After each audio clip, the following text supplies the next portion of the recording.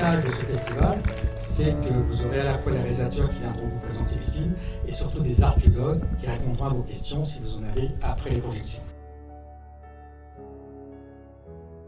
Et puis donc une 18e édition qui, moi j'ai regardé le programme effectivement, est très riche.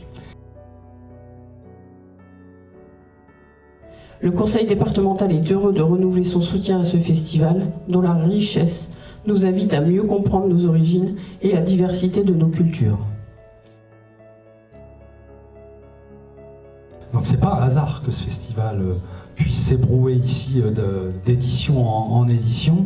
Il y a ce patrimoine très riche qui est sous nos pieds, qui affleure en permanence.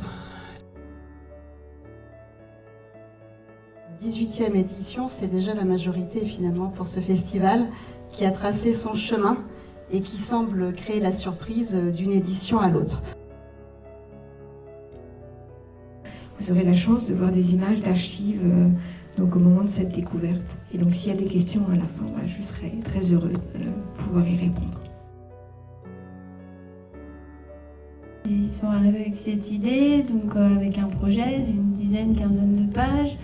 Ils connaissaient bien aussi nos attentes, notre ligne éditoriale de sciences grand format. Et après, les choses sont faites sur le terrain. Moi, j'ai fait juste les tournages de la partie reconstitution Afrique du Sud qui s'est passée en Provence, dans ma Provence natale.